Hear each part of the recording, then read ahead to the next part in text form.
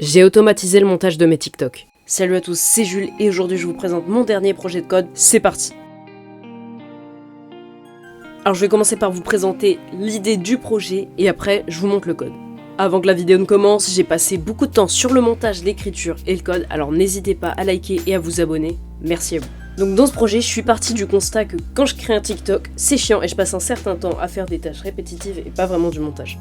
Alors comme tout bon dev, je me suis dit, on va automatiser ça. Avant de commencer le projet, je savais déjà qu'il fonctionnerait en 3 parties, l'organisation des clips dans des dossiers sur Windows, automatiser le montage et tout assembler. Et j'ai choisi de commencer par ce qui serait certainement le plus dur, l'automatisation du montage sur Premiere Pro. À partir de là a donc commencé un long travail de documentation. J'ai donc utilisé une documentation pour le scripting Premiere Pro, qui est donc le fait d'automatiser du montage avec du code, et la chaîne YouTube de NT Productions, ainsi que son serveur Discord, c'est en anglais, allez voir. Je vous mets toutes les infos en description. Et après, évidemment, vient l'étape du code. J'ai passé une vingtaine d'heures de travail sur le code du script.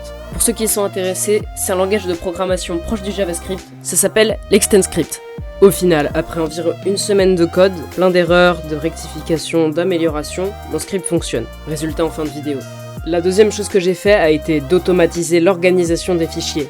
Comme vous pouvez le voir, je respecte une certaine architecture pour ranger mes TikTok.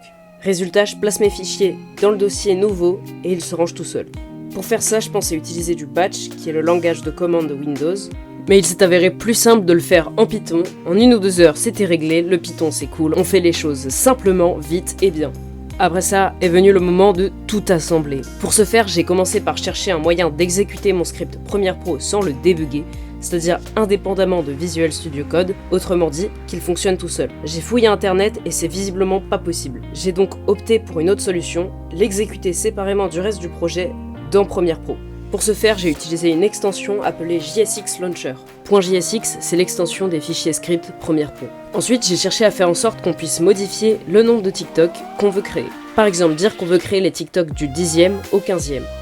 Pour ça, avec Python, je fais en sorte de modifier le code du script Premiere Pro, et plus précisément, les variables first et last, donc premier et dernier TikTok créé. Enfin, il me restait plus qu'à faire une jolie interface, toujours avec Python, en utilisant Tkinter. Après plus d'une semaine à bosser sur ce projet, voilà le résultat. Tout d'abord, quand je crée des TikTok, je télécharge des clips depuis Twitch.